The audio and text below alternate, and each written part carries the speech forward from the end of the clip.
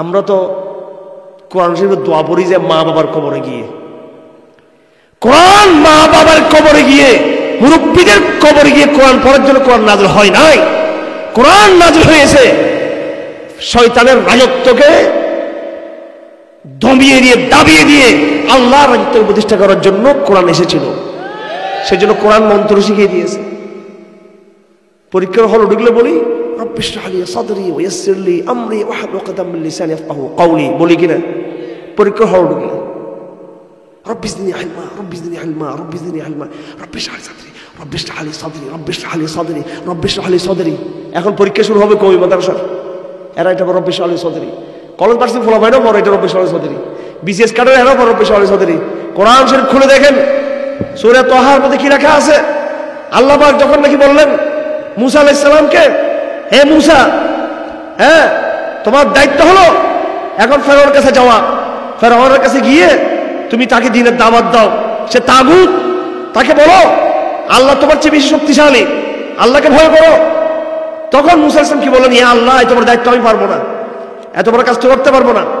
আল্লাহ বলেন ইযহাব ইলা ফিরআউন, করে সেই আছে ইযহাব ইলা ফিরআউন ইন্নাহু তাগা, তোমার কাজ হলো ফেরাউনের কাছে যাও।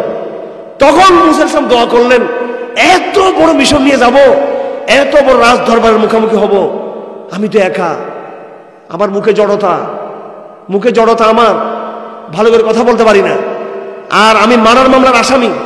ফেরাউন এর আগে একটা ঘটনা করেছিল, এক কিপ্তি সাথে মারামারি করতে গিয়ে সে মরে গেছে এক ইয়েতে, মুসা আলাইহিস সালামের পাঞ্জে সে কি হয়ে গেছিল, ধরাশয়ী হয়ে গিয়েছিল।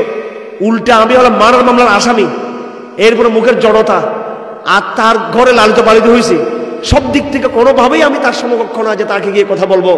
মুসা আলাইহিস সালাম ঐতিহাসিক দোয়া পড়েছিলেন, আজ যদি হিম্মত করে কোরআন, এটা আমি বারবার বলি, এটা প্রাণ করে নাযিল হয়েছে কোরআন শরীফ, একটা অক্ষর একটা আয়াত ব্যর্থ নয়। হিম্মত লাগবে আপনাদের, হিম্মত লাগবে আপনাদের। কোরআন ব্যর্থ হয়ে আপনি ব্যর্থ হয়ে গেছেন।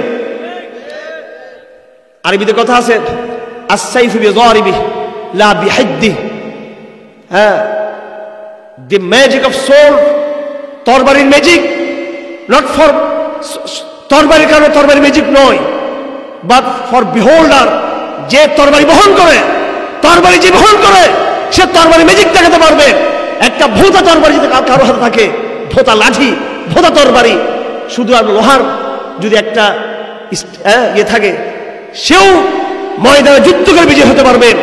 আর দামি তরবারি, অত্যন্ত দামি তরবারি, ঝকঝকে তরবারি, দামি তরবারি, একেবারে অনেক ধারালো তরবারি যদি একজন দুর্বলের হাতে দেওয়া হয়, সে কিছুই করতে পারবে না।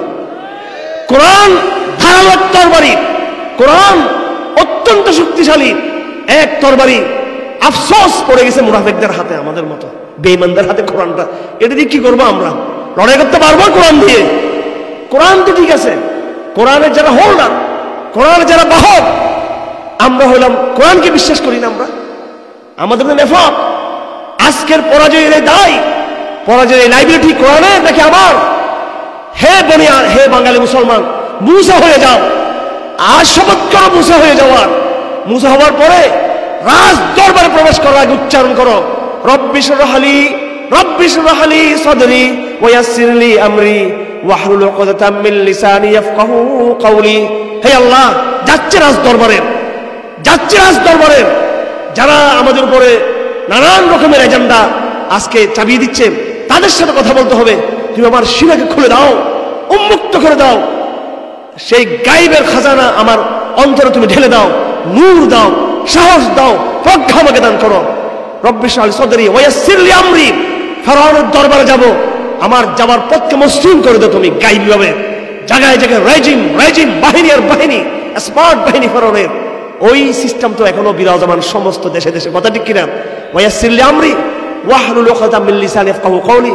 আমাকে দেখলে তারা মোল্লা বলবে, আমি তো ইংরেজিতে ভালো মতো কথা বলতে পারি না, হ্যাঁ, রাষ্ট্রের ভাষায় কথা বলতে পারি না, তাদের আধুনিক এই ভাষায় কথা বলতে পারি না, আমার মুখে জড়তা আছে, সেটা খুলে দাও। মুসা আলাইহিস সালাম দোয়া করছেন কি করেন নাই? সেটা এই দোয়া সফল হয়েছে কি হয় নাই? এই দোয়া আল্লাহর কাছে তিনি করেছেন, তখন তিনি নিরীহ ছিলেন। এই দোয়া আল্লাহ পাক সুবহানাহু ওয়া তাআলা এমন ভাবে কবুল করেছেন, ফেরাউন হতে ঈমান আনে নাই, কিন্তু তার যে প্রধানমন্ত্রী ছিল সে কিন্তু ঈমান নিয়ে আসছে, কিন্তু তার স্ত্রী ঈমান নিয়ে এসেছে এবং ফেরাউনের বাহিনীর মধ্যে বিভক্তি তৈরি হয়েছে। একদল ফেরাউনকে খোদা হিসেবে মেনে নিয়েছেন, আর একদল ফেরাউনকে তাগুত হিসেবে তারা বিশ্বাস করেছে। শেষ পরিণতিতে মুসা ইসলামের দাওয়াতে ফেরাউন নদীর মধ্যে ডুবে মরেছে, ফেরাউন ধ্বংস হয়েছেন। সেজন্য আমার ভাইরা কথা হলো, কোরআনে করিম এটা মন্ত্র, বিজয়ের মন্ত্র। তালুত আর জালুত যখন মুখোমুখি হলো তখন তালুতের বাহিনী দোয়া করলো, কি দোয়া করলো? রব্বানা আফরিগ আলাইনা সাবরা। আমি তো একটা দোয়া বলেছি মুসা আলাইহিস সালামের, সে দোয়া কাজ দিয়েছে। দোয়া যেমন, দোয়া পড়নেওয়ালাও তেমন হতে হবে। এরপর তালুত আর জালুতের বাহিনী, বিশাল এক বাহিনী। জালুত তো এই সমস্ত বাহিনী দেখে, তালুতের লোকজন দেখে তো সে প্রথমেই তো গর্বে অহংকারে সে একেবারে বিমুগ্ধ হয়ে গিয়েছিল। ওরে বাপরে, এগুলো পিঁপড়ার মতো, আমি দেখে পিছিয়ে ফেলবো এদেরকে। কিন্তু তারা মন্ত্র ব্যবহার করেছে, আল্লাহ সেটা শিক্ষা দিয়েছেন। এই দোয়া এই জমানায় সে দোয়াটা কার্যকর কি কার্যকর না, নাকি এটা আগেকার? যারা বলে কোরআন ১৫০০ বছর আগে, নাস্তিকরা বলে এ কোরআন অচল, আমার এই কথায় দুঃখ নাই। নাস্তিকরা বলবে সেটা, আমার শত্রু আমাকে গালি দিবে, এটা নিয়ে আমি দুঃখ করে লাভ কি? আমার শত্রু আমাকে পছন্দ করবে, এটা নিয়ে আমার কোনো দুঃখ নেই। আপনাদের দুঃখ থাকার দরকার নাই, বাকি আপনাদের অনুশোচনা থাকা উচিত। মনে কষ্ট দিয়ে বলতে চাই, এই জমানায় মুসলমানদেরকে, ইমানদার মুসলমানরাও কোরআনকে তারা স্বীকার করে, মানে, কিন্তু ভিতরে তারা কনফিউজড। আসলে কোরআনকে পারবে এই যুক্তির জমানায়, এই প্রযুক্তির জমানায়, যুক্তি এটা তো যুক্তির জমানা না, এটা প্রযুক্তির জমানা। প্রযুক্তির জমানায় কোরআন কি আসলেই কি কোরআন আমাদের কি বিজয় আনিয়ে দিতে পারিবে? এই কথা আমাদের মনে মনে আসে না নাই, অবচেতনে আমার অজান্তে কেন যেন কোরআনের প্রতি আমার একটা অনাস্থা ভাব আছে।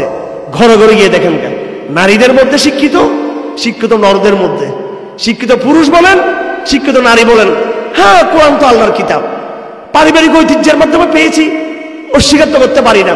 কিন্তু মনে মনে হয় যে এটা দিয়ে কিছু হবে না, আমাকে প্রযুক্তি দিয়ে আগাতে হবে।